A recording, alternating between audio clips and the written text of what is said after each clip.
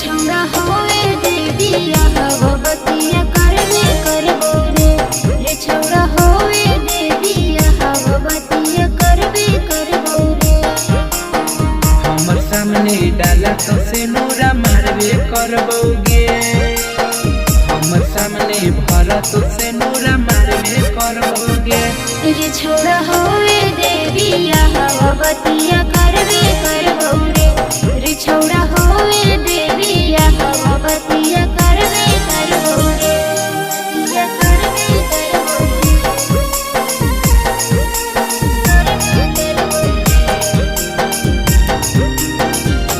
रे छौड़ा होवे देविया हवबतिया करबे करबो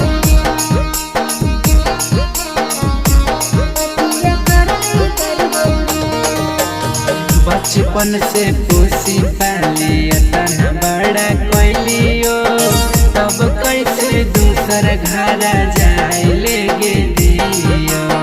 होके मजबूरी यही से माने हमर बात रे, सदियों के बाद कर यही वो मुलाकात रे। हमरा भरोसा नहीं हो गया। बचपन से पोसी पाली इतना बड़ा कोइलियो, तब कैसे दूसर घर जाए लेगे दियो।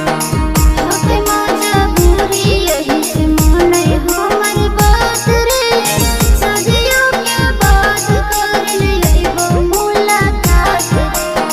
मड़वा के बास हम उखड़बे करबोगे, मड़वा के बास हम उखड़बे करबोगे।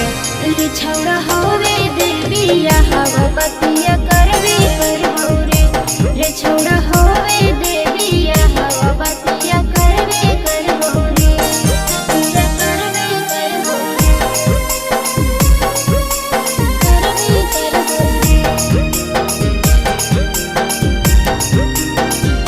रे छौड़ा होवे देविया हवबतिया करबे करबो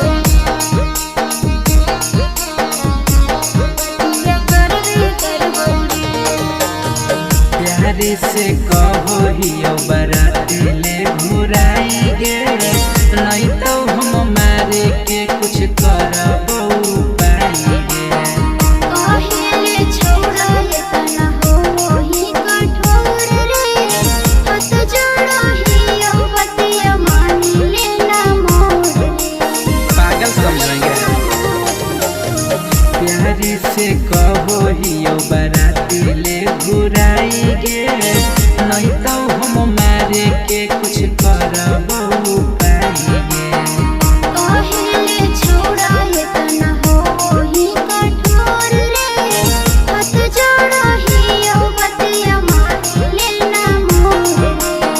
साजन सरगम कहो होलाती ओइबे करबोगे, सनी महेश कहो होलाती ओइबे करबोगे। रे छौड़ा होवे देविया हवबतिया